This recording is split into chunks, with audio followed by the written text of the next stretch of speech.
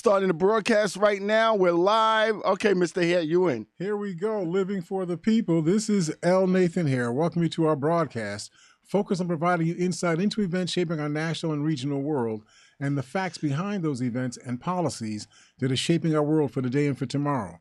Join us weekly on Mondays, Wednesdays, and Fridays from 9 a.m. to 10 a.m. following Amy Goodman's Democracy Now! Program. And of course, as you know now, our program is live. So live. You can call in, you can join our discussion. Our number here again is area code 716-878-5104. That's area code 716-878-5104. And of course, we actually did find Norma Carter, who is our citizen, our in-studio audience of one. He's here again. And do you have a Cadillac today, or is it a Saab or an Audi? What you got? Uber. Yo, he's got Uber today. So you all know that Norma's just a regular citizen like the rest of us, right? And so we're glad we have Norm here. And we also are here with Willie H., who does the live streaming of the program.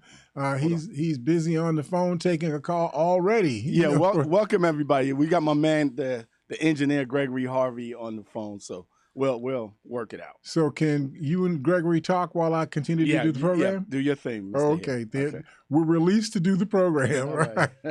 And so I want to take today's program. I want to talk about two sides of of essentially the same issue. The first is the nightmare for Trump's defense team. Everything that he says can be and will be used against him if he keeps running his mouth, and talking out of turn. Hopefully, as far as his defense team is concerned, Trump can be restrained from letting himself go and saying things that he really should not be saying. So I want to talk a little bit about where we are in that state of the issue with Donald Trump.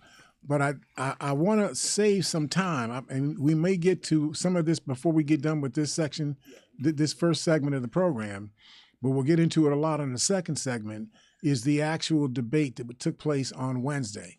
I want to kind of go through the debate and do what we normally do. Let's do a fact check. Let's ask ourselves, what is it that the people who are in front of us, what are they saying? And is what they're saying sensible? It doesn't even, you don't have to agree or disagree, but you want to make sure that you're doing everything you can to agree on facts. If the facts say one thing and you view the facts differently than I view the facts, that's great. That's the way the world turns. But we can't have an argument about the facts. We should be able to drill down to what the actual facts are.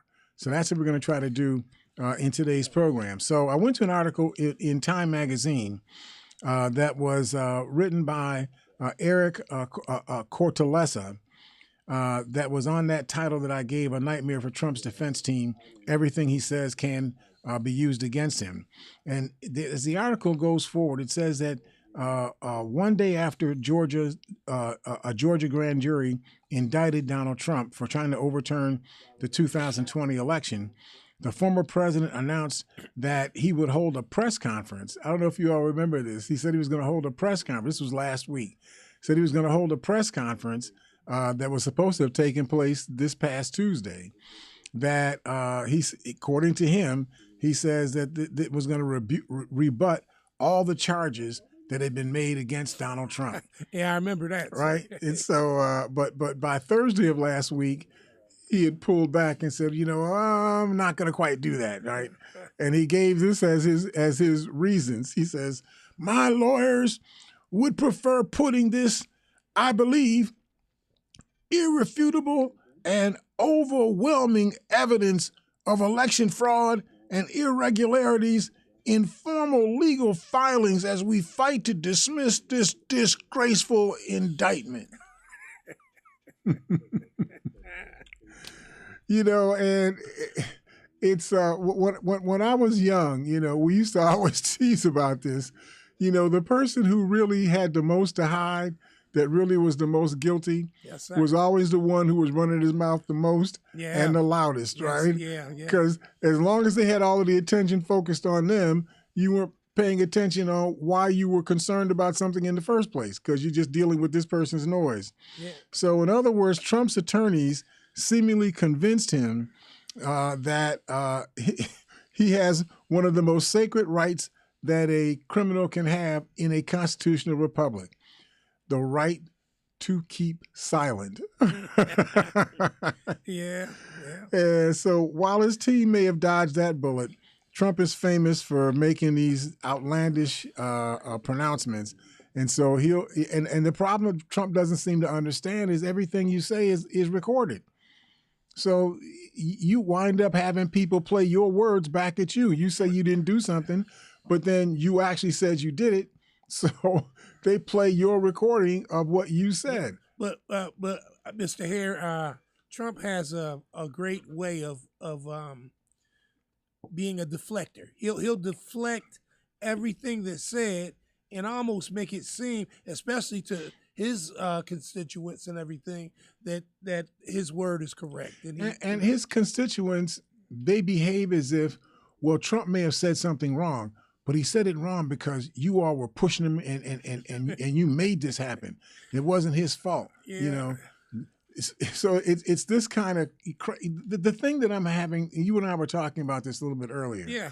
That I'm having the real difficulty with, for me. I'm right with you. I know where you're going. It appears that there are tens of millions of Americans who sign off on this nonsense of this Trump candidacy, this Trump person. I mean, 91 charges against you, 91 4 indictments against you, stuff on record, stuff is on tape, and so on. You all were talking about fussing with the sound system. My own phone started fussing with me, right? So, but yeah, you have. It just seems incredulous to me. I'm like you. That there are so many people that just don't accept the. It's not just the craziness; it's how insidious this is. Yeah. This is the most important thing you have in this country: is the constitutional democracy that we have in this country. That's the most important thing you have, because that's what keeps us all on the same boat.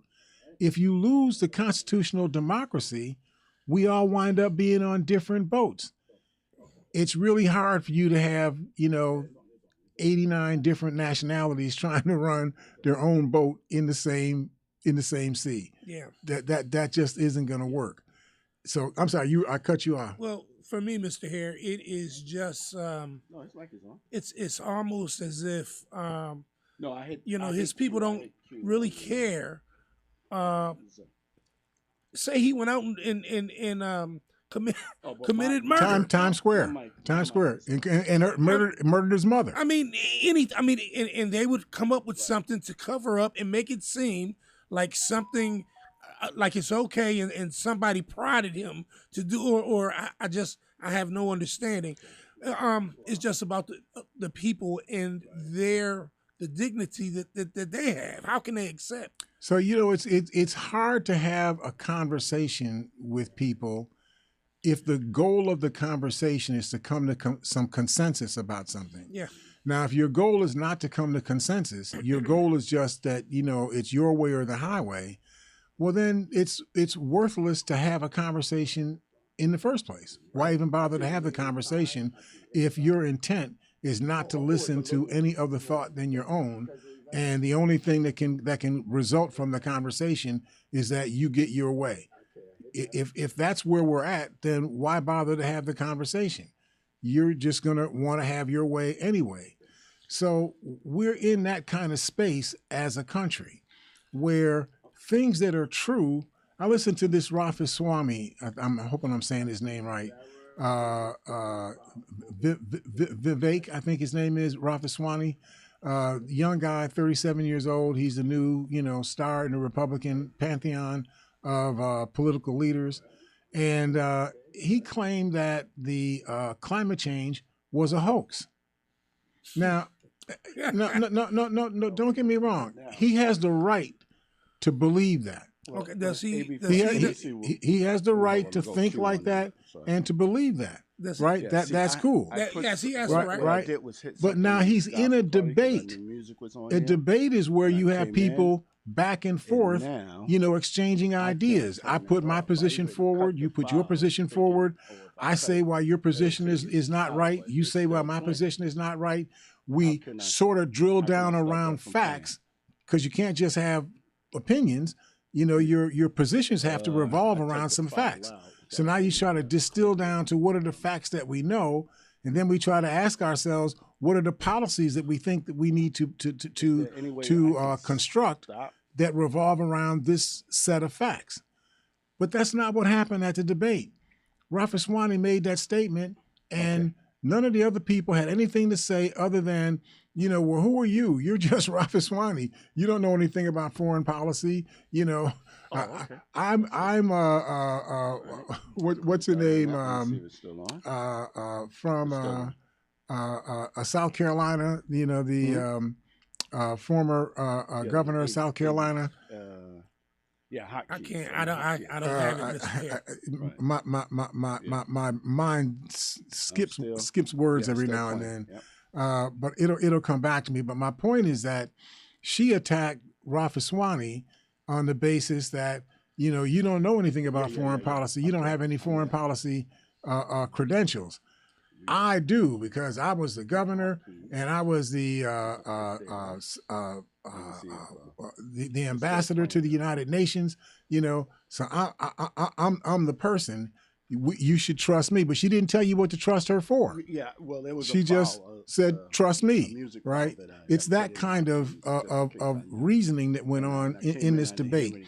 Very little challenging of each other's thoughts. Somebody makes a statement about something. Ron DeSantis, says that he's rescuing education from people trying to indoctrinate children, but then he didn't tell you what was the indoctrination. Then he says that we have to have our children. They've got to become indoctrinated in America. And they need to learn about America, what America has done, and so on. This is the greatest country on earth, and so on. Right? So I get all of that. So what is it that you want Americans to know now that they weren't already being taught? And what is it that people are being taught that you think should not be taught? So he doesn't actually say that, possibly because he doesn't know, right? But more than likely, it's because he's got a basic class of things that he doesn't want you to know about. Yeah. Anything that tells you that American governors of this country have created laws and policies and enforcements that have marginalized the rights and life opportunities of particular classes of people that can be identified, that we know for certain these things have been done to these groups. What's been done with people that have alternate, sexual identification? What's been done with people who come from different countries? What is done to people who have different skin colors, and so on? We know that these things have taken place. He says we can't teach those things because they'll make people think poorly about the United States. We can only teach those things that make people feel good about the United States. And if it makes you feel bad because they're not telling the truth about you, well then, suck it up. Feel bad. Mr. Hare, what is that called? The Stop Woke Act? Yeah, exactly. Now it seems to me like it's something completely different because Stop Woke, it's almost like you are you want them to be asleep. You want the people precisely to be asleep. You don't want them to understand their history or anything like that. And going back to the debate and everything, Mr. Hare, the Republicans, it seems like they won't stand up for anything or take or say anything to back up the negative thing that the other one, like he didn't talk about the polar ice caps and how they're diminishing or anything like that, or nobody stood up for that. Nobody they want to speak on who he is. Ramaswamy said it was a hoax. I mean, that's what I'm saying. It's crazy. Everybody knows. You got a piece of ice falling off the Greenland falling off into the Atlantic Ocean, the North Atlantic Ocean. Yeah. That piece of ice was bigger than the state of Rhode Island. Wow. Now, this is going on. We got parts of Greenland that have never, the land itself, the physical land of Greenland has not seen air in 20 or 30 million years, right? Has not seen air. Right. That are now exposed to the air. There's trees trying to grow, Yeah. you know, in this area, right? You got lanes of water that would allow you to be able to sail from the northeast continent of North America to sail to the east towards Europe without having to go through any ice because all the ice is gone, right? So what is that going to do? Those are places that didn't have anybody governing them because nobody lived there. Now you got people saying, oh, I don't see anybody over here. I'm going to move in over here. So now the Chinese are moving into these places. The Russians are moving into these places. And the United States is already moving into these places. Yeah. So now who gets to be boss? Who gets to be in charge? Who gets to be the owner? Who gets to rule? The United States is going to say, well, these are international waters. But what if China says, well, there are no more international waters than Taiwan is international. These are my waters. Or Russia says, these are my waters. You know, what happens when that occurs? And that's going to occur. If it's not occurring right now, it's going to occur, right? I mean, we got people arguing about who owns what parts of the moon. Literally, we have people arguing about who owns sections of the moon. How can you own any section of the moon, right? But that's the kind of stuff that we have going on in this country today. So, in terms of what's going on with the cases against Donald Trump, you know that he has 4 separate indictments that are against him. Donald Trump says that it's all a witch hunt. Every time a new indictment comes down, he says it's a witch hunt. How can it be a witch hunt? A witch hunt is when you're looking for something to indict somebody for. A witch hunt, if you already have a picture of the person with his hand on the jewels that he was snatching from the window of the store, you're not doing a witch hunt. You know, you're prosecuting a person for something that you believe that person did. Exactly. Right? Yeah. And so in this case, when Trump keeps saying everything is a witch hunt, the problem is the people that follow Trump, they accept the premise that people are looking for things to charge Trump with, not that Trump is doing things that people are finding out that he is doing or has done, right? And that they're charging him for crimes that they believe they have seen him or heard him do. That's what's really underway. But the people that follow Trump, they don't see it like that. They see it as if people are just looking for stuff to throw at Trump. And you don't seem to be able to break this logjam. They have Trump on tape telling the guy, I just need, and you know we talk, I just need to find 11,781, he hesitated for a while, votes. Almost like he didn't know for sure what he really wanted to say. It took him a while to muscle it up in his head. Yeah. But that's on tape. That's not something that you can argue with. You can't say it didn't happen.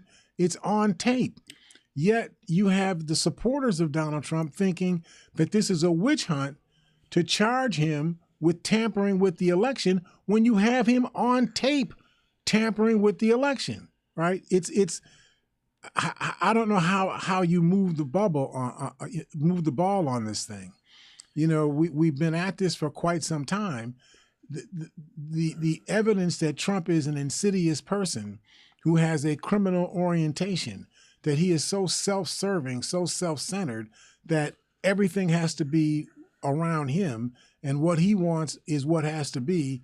And if it's not his way, it's no way. That's who we've learned that Trump is. We knew this in 2015 when he came down the escalator. Said, who was this fool coming down the escalator? We've seen this act before, but we didn't react. You know, he was cool. He had orange hair. You know, he had a pretty wife. You know, he had nice kids, or at least nice looking kids. You ought to decide whether they were nice looking or whatnot, right?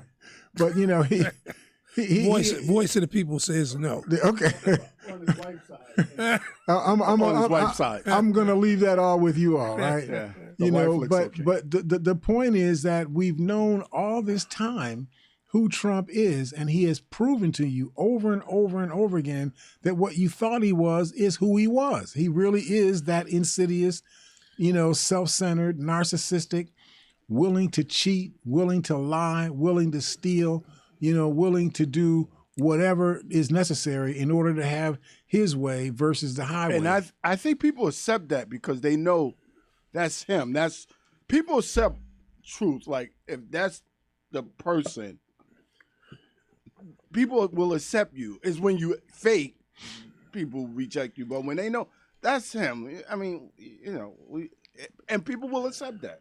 Well, yeah, I'm not sure if I quite follow that, you know, because people seem to think that Donald Trump is somebody worthy to follow. Well, yeah, because he gets things done, Mr. Here. What did he get done? Well, what did he get done? Yeah. Look at his resume. Which what he is? got done, he's got I mean, how many of us got the property he has? How many of us got away with stuff that most people would be thrown in jail? So those you understand what I'm saying? Well, those were all the things that he had done before he became president. Right. He had all of that resume of properties that he had on Park Avenue. Right. And they know he was corrupt. They know he was crooked. But everybody knew that. Since you all handed him the jewels of the country and gave him the presidency of the United States, what has he done to deserve continuing to be the president of the United States? Now, he will say, well, I lowered taxes for corporations by 41%.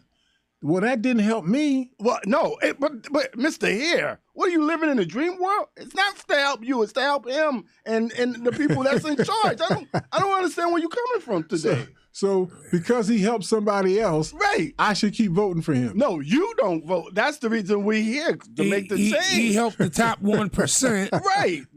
But that's why he was put in that it. position. That's it. Yeah, so I get that. You know, he's there to represent them. It's all about self-interest. But my point is that those people are the top 1% or whatever percent we're talking about. You know, in the country. Stay the top 1%. But my point is, we have tens of millions of Americans who still support this guy, even though the people you say benefit from his policies and his initiatives. The people who are supporting him are not the ones who are getting that benefit. And that's the conundrum. Okay. So that's the issue. Yeah. Why are these people supporting Donald Trump in the first place? And now I have a thought. You know, I think I have an understanding of what is really going on. Right. Because whenever you look for something and you can't find it in the places that it would seem logical for you to look for it, right, the thing that you should do is look someplace else. Right. Find other places to look. Because obviously if it's not where you thought it was, it must be where someplace that you didn't think, you know, that it was. Well, that's how we have to try to understand what the answer is with this thing with Donald Trump. The reality is that people are not making decisions based on what's good for American citizenship. Mm-hmm. People are making decisions around what they think is good for them. Right, self-interest. So what's good for them that doesn't involve giving them the ability to extract oil from the ground wherever they want, to break up mountains, to pull coal out of the mountains, you know, to cheat people out of, you know, pay at the lower end of the pay scale. And so what are the things that people are getting out of the Trump administration that you feel that you want? And my analysis is that people in this country, a large segment of people in this country, are more concerned about who it is that is becoming dominant people in the country than they are about the policies of the people who are elected to run the country. That seems to me to be the issue. There are people who, when Barack Obama became president of the United States. They freaked out. And they had been worried about this for decades before. Right. But it wasn't in their face. So you didn't hear a whole lot about it. Right. But now when Barack Obama shows up, now it's in your face. And you didn't just elect him, one time, you elected him twice. So what that says to people is we are on the precipice of having multi-racial, multicultural people ruling the United States. If they're ruling in the places of rule of the United States, then where are we? Yeah, I see that 100%, Mr. Air, that it affects the control that they've had for, hundreds of years, and with that, they're not going to try. They're doing everything they can not to give that up. Sometimes the most insidious, raw, ugly sounding answer is the answer. Yeah. Yeah. This is insidious. Yeah. This is raw. These people are basically, it's literally a version of white nationalism, right? Yeah. That we're talking about. That's what's at the core of what's going on here. Otherwise, why would you continue to keep endorsing Donald Trump? He took $400 billion of revenue a year away from the country, and then told all of the people in the country, you have to either absorb fewer services that you asked for in this country to be done collectively in this country. You either have to absorb not having those services, or you have to pay more money yourself out of your pocket, because we need to reduce the amount of money that comes out of the corporate owners' pockets, because that'll allow them to be able to spend that money on expanding their businesses, which they have not done. We've had 20 years of this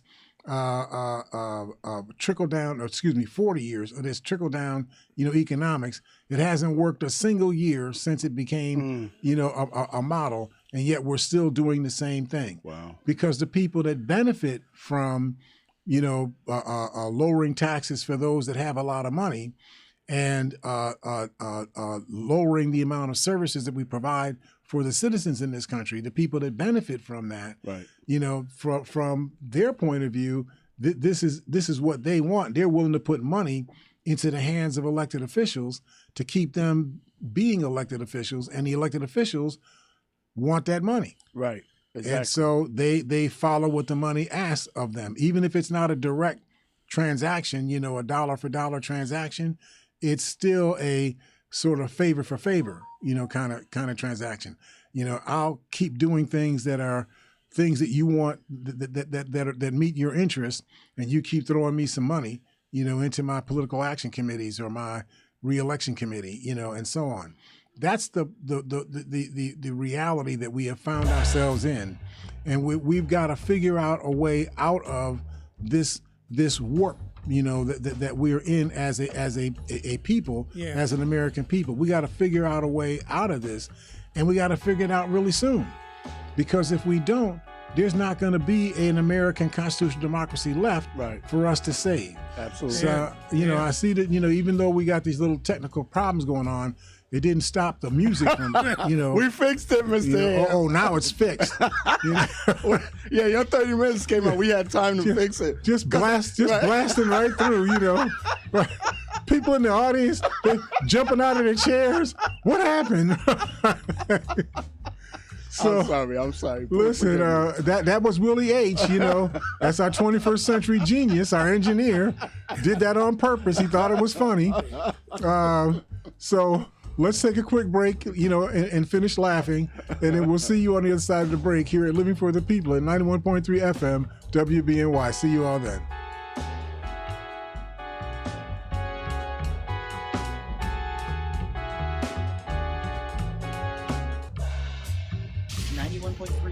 WBNY is proud to present Democracy Now! With Amy Goodman. Welcome to Democracy Now! Award-winning investigative journalism. Is the NRA imploding. Providing relevant analysis that makes you think. Secret State Department documents, including evidence of U.S. war crimes. Fact-finding reports you will not hear elsewhere.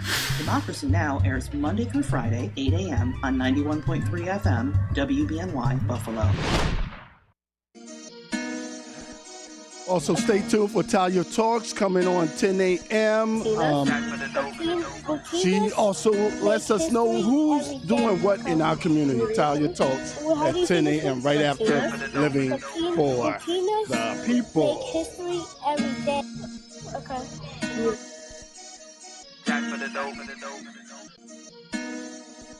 Ready for radio that's challenging, innovative, and encouraging? Tune in, Living for the People. This is L. Nathan Hare. Join me right here, 91.3 FM WBNY. Mondays, Wednesdays, and Fridays at 9 a.m. after Amy Goodman's Democracy Now! We'll provide objective analysis regarding current issues. Call 878-5104. It's Living for the People on 91.3 FM WBNY.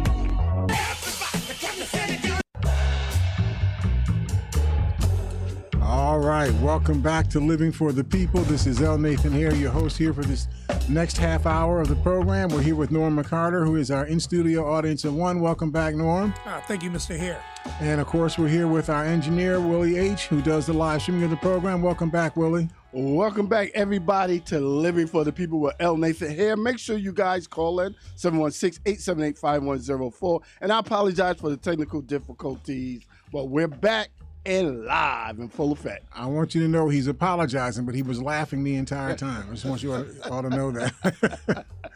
So listen, one of the things, I'm going to clip a few things from the first segment of the program. One of the things that the latest polls that they keep talking about, they always say them. I listen to, CNN and MSNBC and NBC and so on, and they always talk about these polls as if the American people, are the ones who are being talked about. And they say, Donald Trump is 40 points ahead. He's 20 points ahead. He's double digits ahead. The American people still love Donald Trump. But that's not a true statement. That is not a true statement. Not at all. That is not What is only true is that the people who they're surveying, which are the Republicans, who participate, in these polls, they're around those people. Right. Those are the people who they're talking about. If you looked at the population as a whole, the independents and the Democrats and progressives and so on as a whole, Trump's doesn't have that favor. I went to Real Clear Politics. If you type this into your search engine, Real Clear Politics election 2024, just type that in and the most recent polls will show up. This is an average of the 9 most used polls in the country. They average them out as to what Biden support is versus what Trump support is. Now, it's a strange result to me, but it's a different result than what you heard on the debate, on Wednesday. Oh yeah. So this poll was taken across July 21st to August 20th of this year. For Biden, support was 44.2% of the people in the poll supported Biden as to be reelected as president of the United States. 43.7% supported Trump to be elected president. So Biden has more support than Trump does. That's pretty close, though. It's very, very close. But what was being presented in these media, pronouncements, that the American people, Trump has all of the support amongst the American people, that's not true. He has all that support amongst the Republican portion of the American people. But if you look at the population of people as a whole, this was not Democrats in the poll that I gave you. This is all people. Yeah. So you see that Biden has more support than Trump has. Now, why Biden only has 44.2% versus 99.99% of the vote, public supporting Biden over Donald Trump, I do not know. Yeah. Why a man who's on the block for 91 different charges of felony crimes, who has been seen and heard on video and on tape engaging in criminal conduct, why that person has this support amongst the American population. I told you, Mr. Hare, because people accept people that they feel like that's that true person, and he gets certain results. Let me chime in real quick. And this is kind of what I'm seeing. In politics, I think everything kind of boils down to what the media is pushing. Mm-hmm. And the media is definitely trying to keep Trump in the game, even though I believe, and as we can see, due to all of these indictments, that I think his numbers are really slipping. I think some of the Republicans are pulling back, and they're seeing, that Trump, he may not, they thought he was strong in the beginning, but he may not win this right now. And but what's really horrid about this is, I feel what you're saying. I feel in the population that there's a lowering of people's sense of eminence for Donald Trump. I think that's dissipating in the population. And I think that'll start to show up in polls in the next week or two. We'll begin to see that. But the benefit of that, or the beneficiary of that, is likely to be Ron DeSantis, the governor of Florida. Oh, no doubt. And Ron DeSantis is Donald Trump without the orange hair. Yeah, right. He's younger the version. Same version. And we're going to talk a little bit about this in just a second, right? I want to go through what was actually surfaced during the course of the debate and what seems to be true and what seems to not be true, to help us to understand what it is that we heard. But I just wanted to go through something real quick. Bill Barr, this was an article written by Riley Brown, that the Trump disaster just got much worse.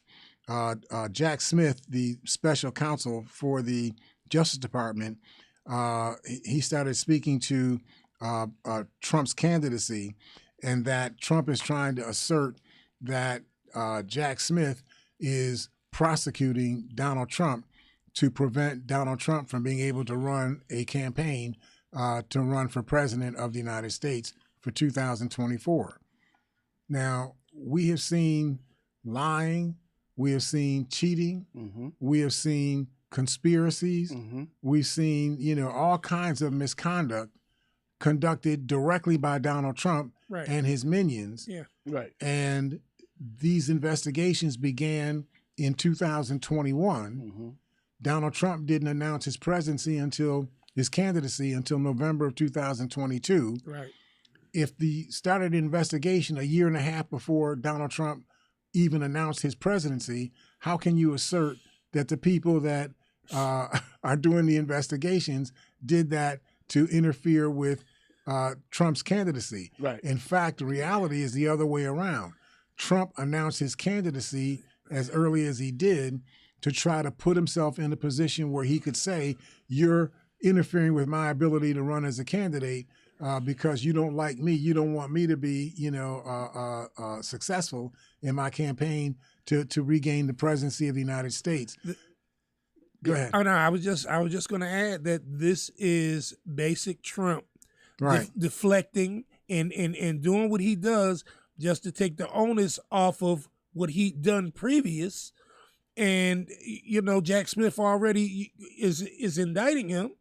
So he's going to deflect that. Because, the rules are, and these are not really laws. These are sort of customs, that you don't initiate investigations into a political candidate in the midst of the nomination primary process. Right. But we know this is beforehand. Right, because you don't want to get it tied into the using the Department of Justice to do something political. Right. So that's why they back away. But if you started an investigation in the summer of 2021, and a person didn't announce his candidacy until the fall of 2022, your investigation should not stop because this person jumped up one day and said, hey, I want to try to run for president of the United States, so you all can't prosecute me for any of the things that I've been doing for at least 4 years. Yeah. Right? they actually put a proposal before the judge to delay the trial date for one of his indictments, to delay the trial date until March or April of 2026. Yeah. Literally 3 years from now, right? I mean, just insane. But federal prosecutors also clarified that the Mar-a-Lago case does not involve classified information, and that classified material is not anticipated to be introduced by the government's primary case. Former Attorney General Bill Barr expressed his belief that urgently resolving Trump's cases before the election is crucial because the American public deserves to be informed about potential wrongdoing.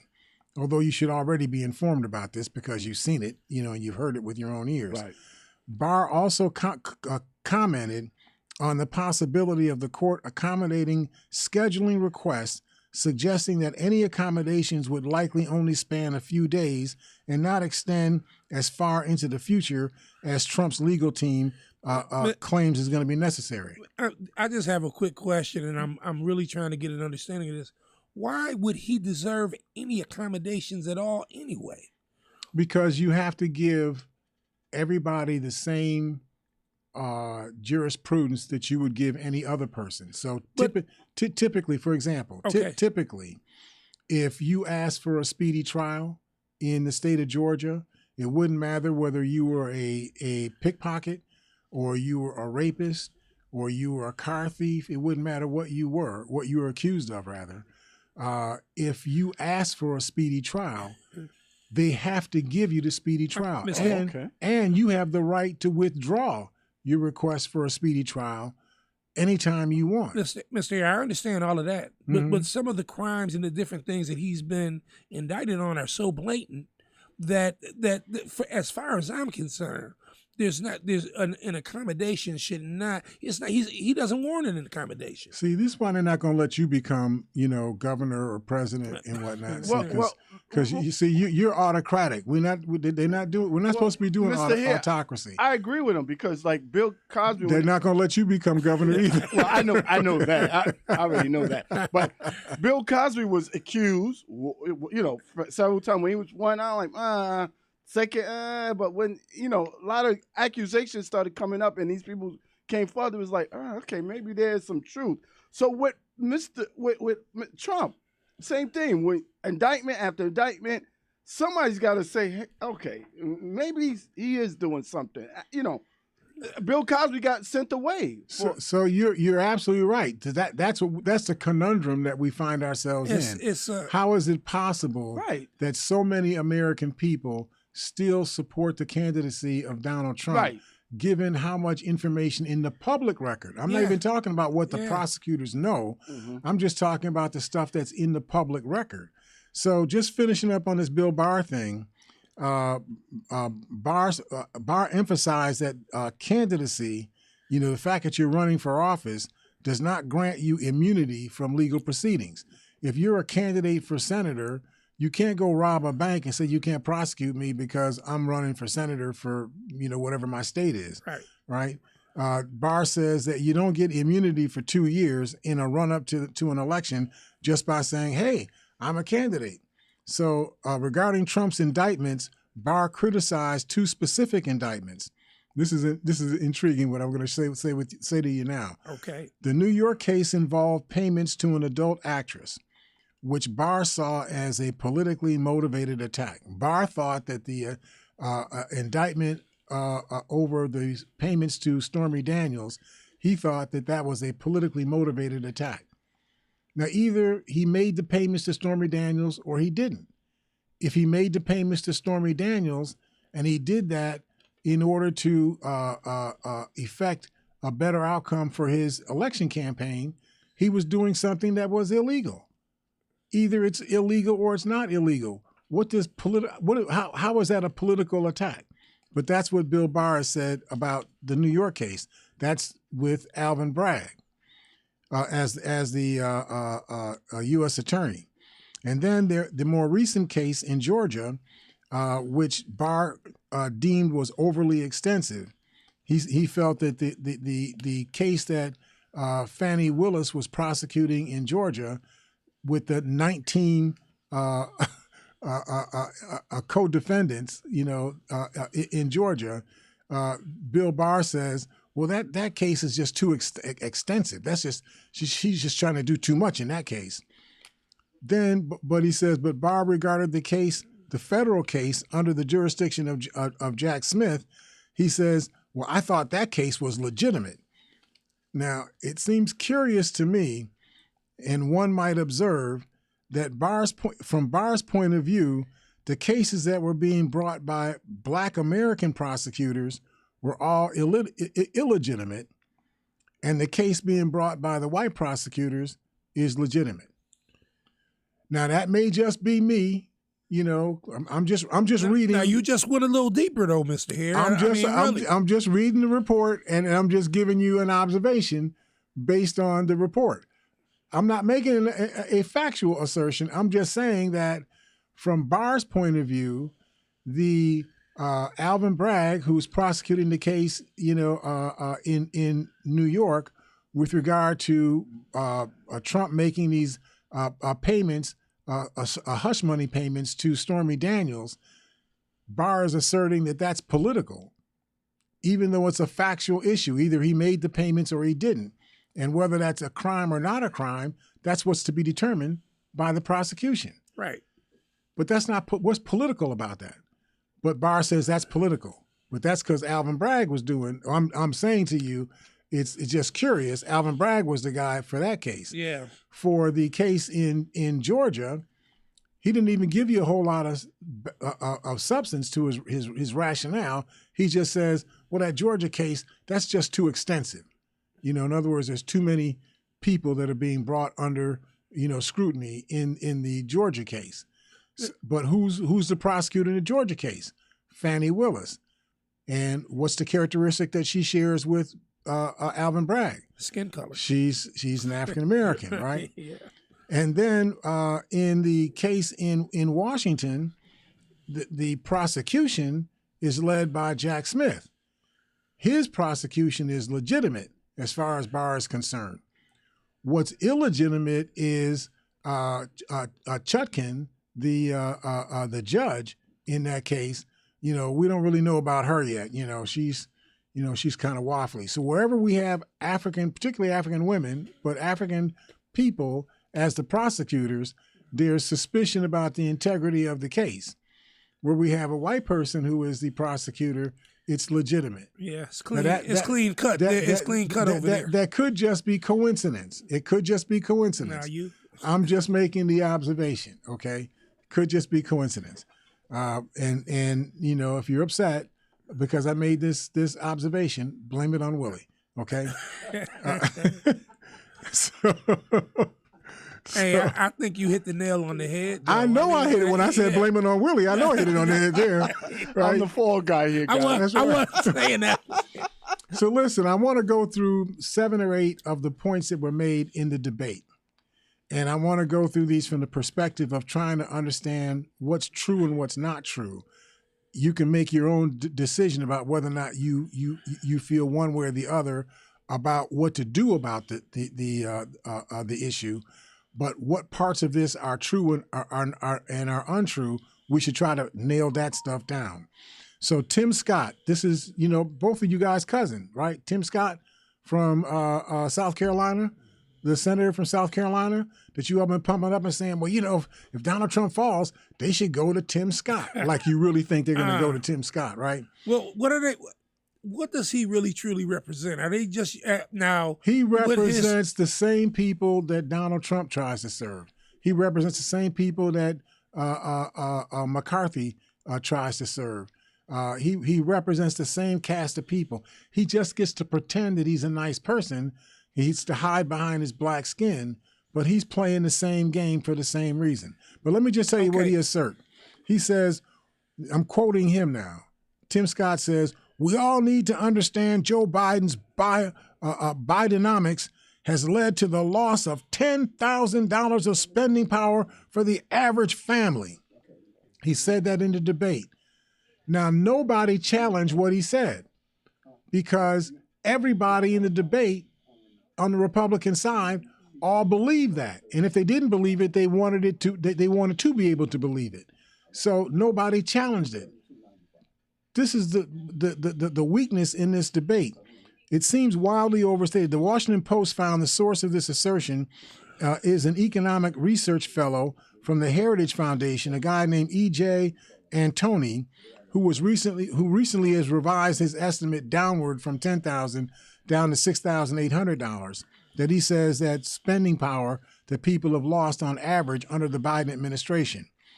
The change in borrowing power relied, according to this E.J. Antoni's report, relied on mortgage rates, which is an odd configuration since not every family is looking for a new home.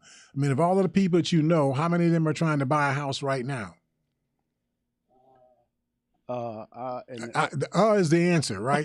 So you don't even know anybody that's trying to buy a house. Well, me and Norma are going to be trying to buy a house soon. Okay, but you have not been trying to buy a house in the last 5 or 6 months, right? No. So you can't base the changes in spending power on the basis of the forecast that mortgage rates were 3%, a year ago, and now they've gone to 7%. Yeah. So that's going to reduce your spending power by X number of dollars. Right. But that's only true for those people that are trying to buy a house. If they only represent 1 out of the first 100 people that you know, that's not a basis for claiming that spending power on average has reduced by $10,000. Several economists pointed to another metric called real disposable personal income per person. This is a better metric. This is how much disposable income do you have at the end of the month, based on on the average income and the average expenses right now. That figure is produced by the Bureau of Economic Analysis at the Justice Department, not by some private foundation, but by the actual government people who you pay to do this research for you. Right. And the per capita income after inflation was $46,790 in December of 2020. In June of 2023, literally 2.5 years later, the per capita income after inflation was $46,795. Per capita income actually went up by $5 over that time period. Yep. Now, that's not great, right? In 2.5 years, disposable income went up by $5. But that's a heck of a different statement than Tim Scott's assertion that disposable income went down by $10,000. Yeah, that's right? big. That's big. So he lied. Yeah. That's called lying. Yeah. That's not a mistake. That's just out and out lying. I know that you all are fans of Tim Scott. You got a reason why you're a fan. I'm just trying to help us with facts. Okay. Okay. Let's take another fact. This is your cousin Mike Pence. Y'all gonna have a lot of cousins before this is over. Okay. So this is former Vice President Mike Pence. We don't even know these people personally. You don't even have to know them. Okay. You ain't got to know them. Right. They don't even have to be related to you. They're still your cousins. Wow. So for Mike Pence, quoting him, he says, "A 15-week ban is an idea whose time has come. It's supported by 70% of the American people." He's talking about bans on abortion. He's saying that 70% of Americans support a ban on abortion once the fetus reaches 15 weeks. Recent polling, however, does not back up Pence's claim.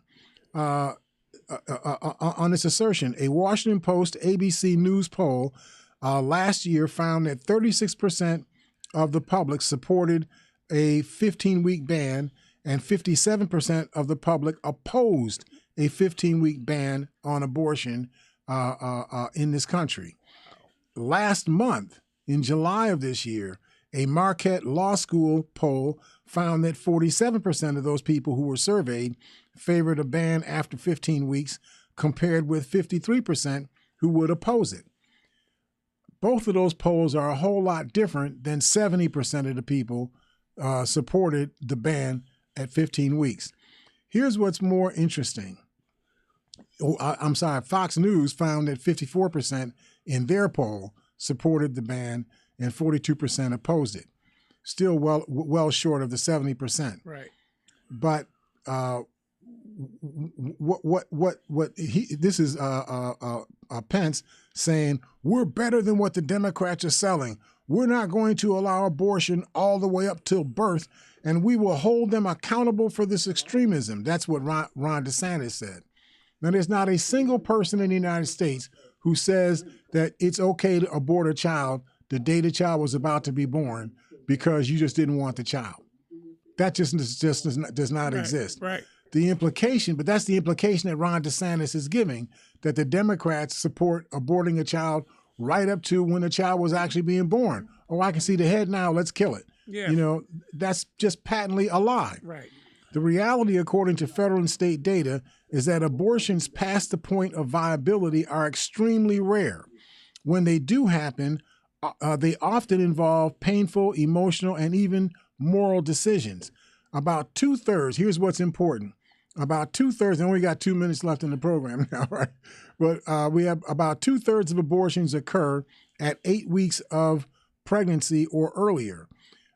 Nearly 90% of abortions take place in the first 12 weeks of conception, or within most definitions of the first trimester, according to estimates by the Guttmacher Institute.